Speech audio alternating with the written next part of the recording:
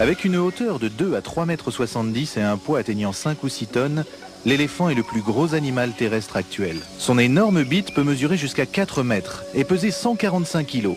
Ouais, c'est lourd hein, pour une... Bonjour, c'est Yann Solo, bienvenue sur 12 par sec dans cette nouvelle vidéo, très bonne vidéo de qualité. Troisième épisode sur les étoiles. Aujourd'hui on va parler d'un sujet super intéressant, les différents types de rayonnement d'une étoile. On va voir par exemple que les étoiles émettent de la lumière brune, on appelle ça en anglais emit brown.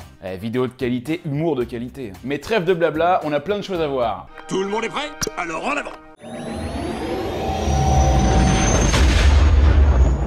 Alors dans les précédents épisodes de la chaîne, on a raconté plein de trucs sur les étoiles. On a vu comment elles fonctionnent, leur naissance, leur vie, leur âge, leur couleur, leur température, leur taille, leur masse. Mais il y a un truc dont on n'a pas encore parlé et qui est super important. On sait que les étoiles produisent de l'énergie. Elles émettent de la chaleur, de la lumière sous forme de rayons ou plutôt d'ondes. Et ces ondes qui font comme ça, elles ont plusieurs longueurs. Elles ont des plus petites et des très longues. On appelle ça des longueurs d'onde. Et notre œil à nous, l'œil humain, il est capable de voir certaines ondes, mais il peut pas les voir toutes. Si elles sont trop petites ou trop grandes, il les voit pas. On sait par exemple que les humains ne peuvent pas voir dans l'infrarouge des ondes très grandes et très longues, et aussi dans l'ultraviolet, des toutes petites ondes. Et donc les étoiles, elles émettent de la lumière dans le visible, dans ce qu'on peut voir directement, mais aussi dans l'infrarouge et l'ultraviolet. Et du coup, comme on les voit pas, ces rayons, ça nous permet pas d'analyser complètement l'étoile dans son ensemble. On n'a qu'une partie de l'information.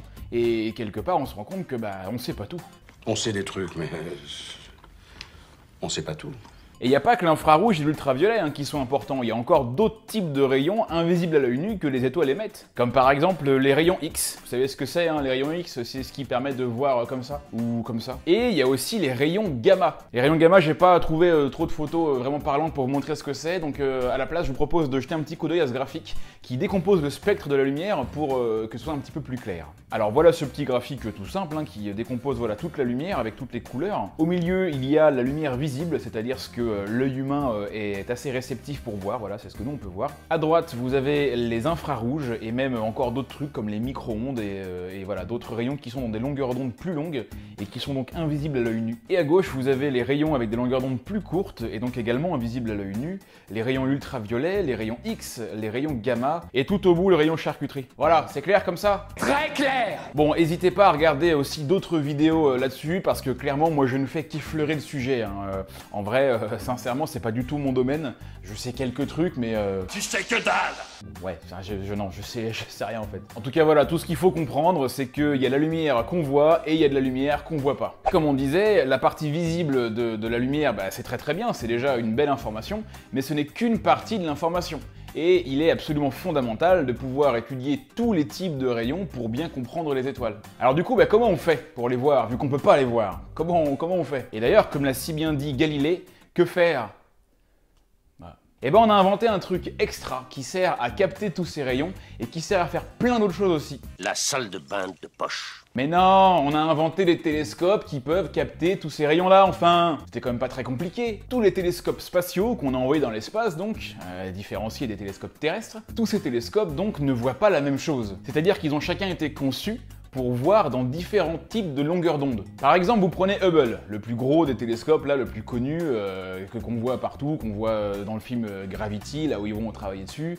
On voit aussi ça sur la couverture de ma chaîne, d'ailleurs. Lui, il voit les longueurs d'onde du visible, de l'ultraviolet et du presque infrarouge. Il est très bon, Hubble, vraiment, lui, c'est l'un des meilleurs. C'est pour ça qu'on va le remplacer l'année prochaine. Vous prenez aussi le télescope Herschel, par exemple, qui a été lancé par l'ESA, l'agence spatiale européenne, il a été fonctionnel de 2009 à 2013, lui, il voyait les étoiles exclusivement dans l'infrarouge. Swift, un télescope lancé par la NASA en 2004, lui par exemple, il travaillait dans les rayons gamma et les rayons X. Le James Webb Telescope, qu'on va lancer l'année prochaine, qui va justement remplacer Hubble, qui sera le plus gros télescope jamais mis en orbite, eh bien lui, il va aussi travailler que dans l'infrarouge. Enfin bref, comprenez bien que tous les télescopes ne sont pas conçus de la même manière et pas dans le même but. Enfin, évidemment, ils vont regarder les étoiles, mais chacun est spécialisé dans une ou plusieurs longueurs d'onde. Ah, bah ouais, mais mon pote, tu le savais pas, non, tu le sais.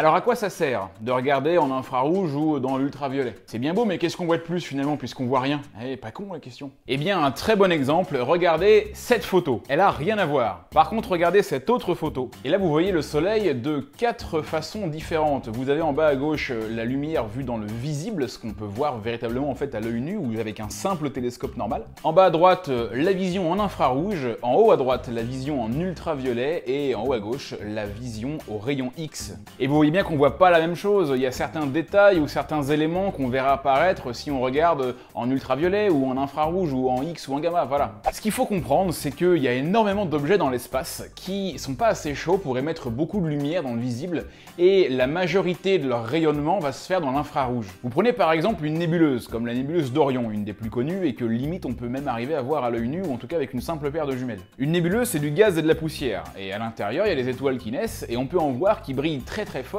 et en brillant elles vont éclairer la poussière qui sera autour finalement dans ce nuage et ça va empêcher de voir les autres étoiles plus petites qui brillent un petit peu moins à l'intérieur. Et bah si on regarde cette nébuleuse dans l'infrarouge, bah vu que la longueur d'onde des petites étoiles va être plus longue et va traverser la poussière, on pourra voir beaucoup plus de choses. Ça va nous permettre de voir l'intérieur de la nébuleuse et de voir les autres étoiles qu'on pourrait pas voir dans le visible. Et avec l'ultraviolet, les rayons gamma ou les rayons X, il y a encore d'autres choses qu'on pourrait voir. Et d'ailleurs, tiens, autre chose, puisque depuis tout à l'heure on parle des rayons et tout, comme si c'était super cool, heureusement que vous êtes là les gars, merci, sans vous on verrait rien, super. Et bah non. Faux, nul, zéro. Et ouais, bah pareil, exactement, parce que par exemple, pourquoi?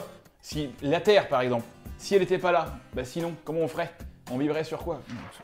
Ah oui, l'atmosphère. La Terre, heureusement qu'elle est là et surtout heureusement qu'on a une atmosphère. Parce que cette atmosphère justement nous protège de ces rayons qui seraient mortels pour nous si on était exposé à ça trop longtemps. Quand je dis pour nous, hein, c'est les humains, mais en fait c'est pas que ça, hein, c'est carrément tous les êtres vivants de la Terre, c'est-à-dire les animaux, les plantes. En gros, s'il n'y avait pas l'atmosphère, bah, il y aurait juste pas de vie sur Terre. En tout cas, pas comme on la connaît. Donc merci Madame Atmosphère. Et c'est aussi ce genre de problème d'ailleurs qu'il va falloir régler quand on va envoyer des hommes sur Mars ou dans d'autres endroits du système solaire. Parce que le voyage, il va pas durer une semaine, hein. Il va durer entre 7 et 10 mois. Enfin, en fait, ça dépend de plein de trucs. Ça dépend de la distance entre la Terre et Mars. Oui, parce que la distance, elle change. Les deux planètes, elles bougent. Hein. Ça dépend aussi d'où on part. Par exemple, c'est vrai que bon, si vous partez de Strasbourg, il y a bien 2 heures de mieux. Et ben pendant toute la durée du trajet, les gars et les filles seront exposés à tous ces rayons-là et il n'y aura pas l'atmosphère pour les protéger. Il y aura juste la carlingue du vaisseau et ça, ce sera pas suffisant. Donc les mecs, quand ils vont arriver sur Mars, bah ils auront tous le cancer.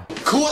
Ouais, mais qu'est-ce que tu veux que je te dise? Les rayons dans l'espace, on déconne pas avec. Ah, je peux te dire qu'avant de partir, t'as intérêt de te faire prélever des spermatozoïdes ou des ovocytes parce que t'arrives là-bas, t'as toutes les chances de devenir stérile. Donc bah du coup, bonne chance hein, pour commencer à créer des populations et tout. Y a des volontaires, non, pour partir?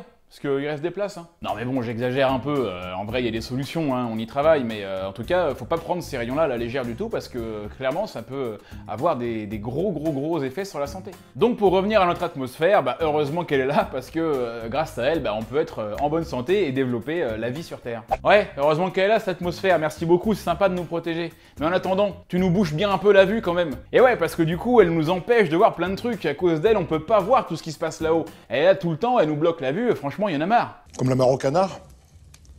Et c'est donc pour ça qu'on envoie les télescopes dans l'espace, au-dessus de l'atmosphère, pour pouvoir voir des choses qu'on ne pourrait pas voir en dessous. Parce que les rayons infrarouges, les ultraviolets, les rayons gamma, tout ça, bah, ils passent pas dans l'atmosphère terrestre, elle les bloque. Du coup, on peut pas tout voir, et on a, encore une fois, comme je disais, bah, qu'une partie de l'information. Imaginez, vous êtes né avec une paire de lunettes qui ne vous fait voir que du rose. Alors c'est super, c'est génial, bah, vous voyez la vie en rose. Je vois la vie en... Ah, c'est bon.